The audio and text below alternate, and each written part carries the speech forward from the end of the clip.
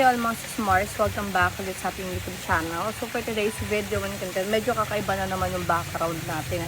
So nasa labas kasi tayo ngayon, nandito tayo ngayon sa Kabanggan, Zambales. So another feedback, thoughts, and also sharing you guys my own experience na naman with an Android phone. For this time, medyo kakaiba. Kasi with this video, share ko sa inyo yung 5 Android phone na marerecommend ko sa inyo within this year 2026 or to be specific ngayong early 2026.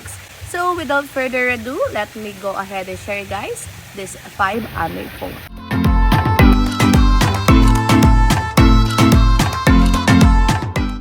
So yun nga mga mari ko, so sana naririnig nyo ako sa video na to. I'm not sure if sobrang clear kasi nakalimutan kong dalhin yung mic at ibaba yung mic dito sa poolside. Nasa poolside kasi kami kasi doon sa mismong room namin is napakahina ng signal. So, dumako na tayo kung ano nga ba yung 5 Android phone na marerecommend ko sa inyo yung early 2026. So, papasensyahan nyo na kung nakataas din yung paa natin. Kasi nga, nahihirapan ako. Dumadaos ako sa upuan natin. First is, ito yung sinasabi ko na best balance overall, and this is the Infinix Hot 60i. So sinulat ko na lahat dito sa notes ko para alam ko lahat ng sasabihin ko. Kasi ayoko nang napuputol yung sinasabi ko, and minsan kasi nakakalimutan ko yung term. Kaya sinulat ko na talaga. Hindi ko pala sinulat, tinype ko na kagad sa notes ko. And hopefully talaga na naririnig niyo ako. Medyo malakas yung boses ko, at the same time medyo mahina. Parang balance lang kasi nga kami lang tao dito halos. So, let's start first with the display. Meron 6.78 inches na merong 90Hz refresh rate. So, sa chipset, meron tayong MediaTek Helio G81 Ultimate. And pagdating sa storage, meron tayong 4GB of RAM with 256GB of ROM. So, may mga preference or may mga ibang choices ka naman when it comes to storage nito kasi meron itong mas mataas sa storage. I think the 8GB of RAM and 256GB of ROM. Pero since budget friendly lang naman yung pinag-usapan natin, I'll stick with the 4GB of RAM with 256GB of ROM. Sa battery capacity nito, meron tayong 5,000 mAh fast charging battery capacity na meron 50 megapixel main camera. And again, yung SRP po nito nasa around 7,000 to 6,000 pesos. Pero ngayon, mga mari ko, if titingnan nyo yung basket natin dito sa bottom part ng video natin, nasa around 4,000 to 5,000 nyo na lang ito makukuha. Kaya para sa akin, pasok pa rin siya sa budget-friendly Android phone. Yung main camera niya mga mari ko is perfect naman for daily use. Pero para sa akin, if content creation ang labanan, hindi ko talaga siya marerecommend. Kasi merong mga part of videos ako na nakinuha sa kanya na hindi ko talaga nagustuhan yung mga samples. Hindi siya for vlogging. Pero kung daily use lang ng camera, like capturing some memories, mga ganyan, mga foods, ayan, pwede nyo naman gamitin to kasi meron tong 50 megapixel main camera. Kaya ito yung pinili ko as a best balance overall sa 5 Android phone na napili ko within this early 2026. Kasi nga, yung storage niya, 4GB of RAM with 256GB of ROM. And then yung specs niya naman, for me, is pasok pa naman sa budget-friendly Android phone. So, the second one is the best for gaming and sa battery. And this is the Poco M7 na merong 8GB of RAM with 256GB of ROM. So, sa display, meron tayong 6.9 inches Full HD Plus na merong 144Hz refresh rate. Sa chipset, meron tayong Qualcomm Snapdragon 685. At pagdating naman sa storage, again, meron tayong 6GB of RAM and 128GB of ROM. Meron din tayong 208GB of RAM with 256GB of ROM. Pero since budget friendly, pinag-usapan natin, doon tayo sa pinakamababang storage. Sa battery capacity naman, meron tayong 7,000 mAh battery capacity na meron 33 watts fast charging. At meron din tayong 18 watts reverse charging. Kaya nga sinabi ko sa inyo mga mari ko, nilagay ko na lahat dito sa notes ko yung mga nagustuhan ko dito para hindi na ako nahihirapan. And kaya ako din tinawag ito na best for gaming and sa battery kasi nga meron siya 7,000 mAh battery capacity. And yung chipset niya, para sa akin, okay na okay siya for gaming. I tried playing using Mobile Legends dito, COD and also COC. Kasi again, if nanonood kayo sa video ko, alam niyo na kagad na tatlo lang talagang nilalaro ko. COC, COD, and also ML. Hindi kasi talaga ako fan ng mga RPG game. Medyo parang naboboard ako at ayoko ng mahabang story vlog. Pero totoo yun, ayoko talaga na inutusan ako pagdating sa game. Kasi bema sa RPG may pinapahanap sa'yo. Quest kasi yun. Ayoko nga ng mga ganun. Gusto ko nga yung laban-laban, sakal-sakal, bugbog-bugbog. Mga ganun ang gusto ko kagad. So pagdating naman sa camera mga Mariko, same lang naman sila ng Hot60i natin.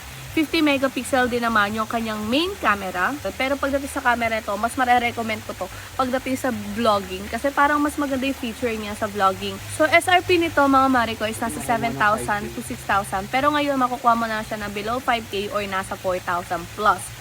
Pag gagamitin nyo yung voucher, mas mura nyo na po mabibili yung mga Android phone na binabanggit natin within this video. Pero, disclaimer lang mga Mariko na I'm not a pro when it comes po sa reviewing ng mga tech. I'm just sharing you guys my thoughts, my experience with this Android phone. Since ako nga naka-experience, ako nakalaro, ako naka-check ng camera, ako naka-check ng mga features na meron po dito.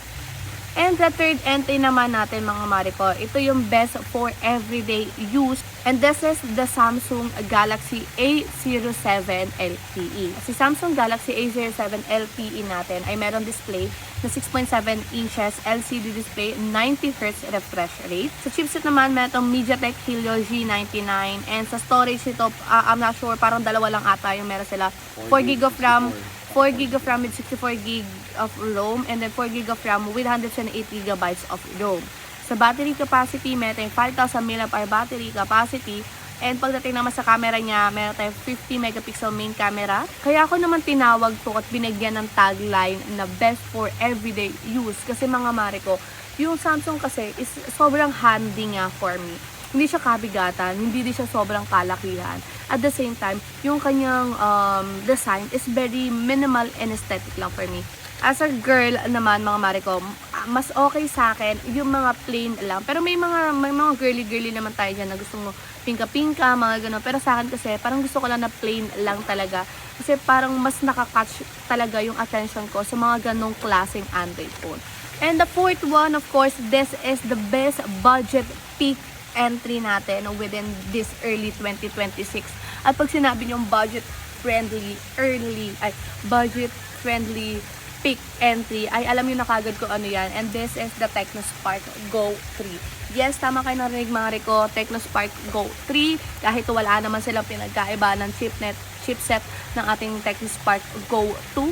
Medyo in-enhance or parang ni-level up lang nila yung camera module and design ng Android phone na to. Para naman nakakasunod siya sa, alam niyo na, sa mga lumalabas na trending na camera module and design ng mga smartphone lately.